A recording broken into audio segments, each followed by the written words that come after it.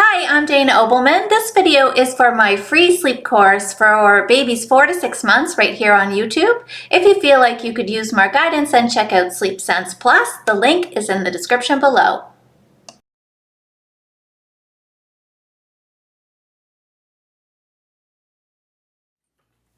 Good morning. I hope you had a great night 3.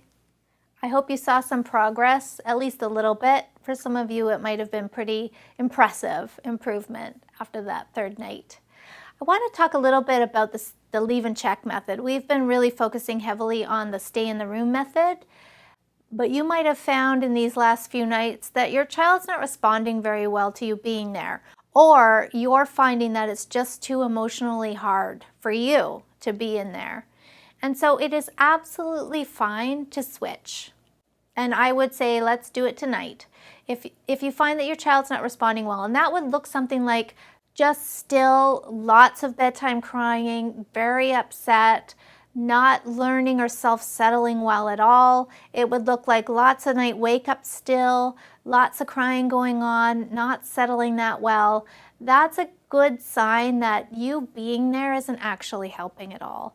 And I know you probably really prefer that way. It's the way that, you got yourself into this. But we want to do what's best for the child. We want to make sure that, this is as easy and gentle as it can be, and you being there is not making it so. The good news is that when this happens, switching to leave and check does make things go better. And the progress starts to click together really quickly. So I want to encourage you to move to that method tonight.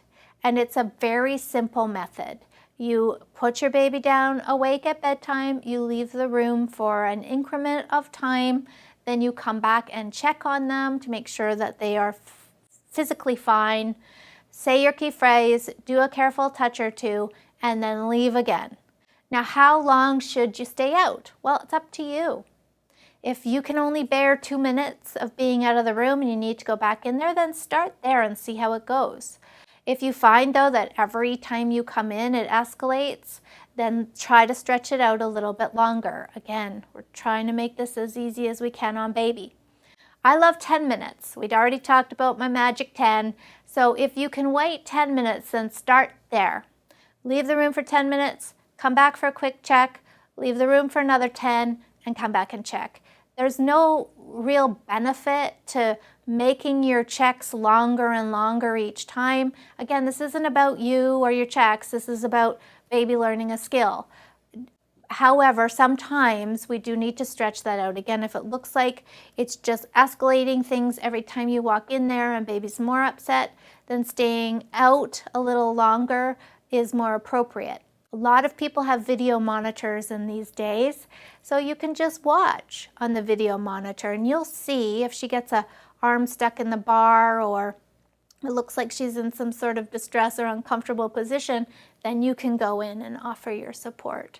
So no problem with that at all. I mean, both ways work. That's the good news. Both of these methods work. It's more about what feels good for you and what's working well for baby. All right, we're moving into naps today.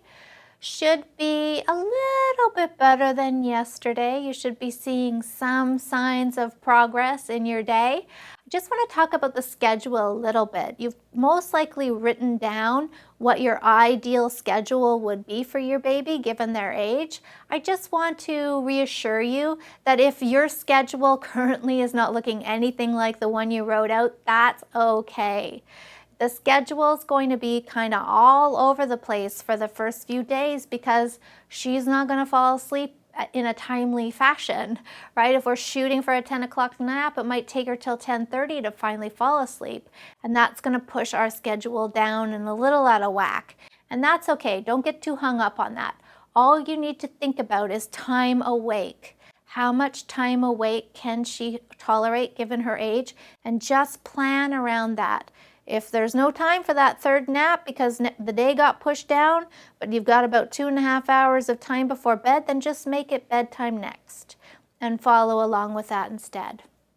Hope you have a good day today. See you tomorrow.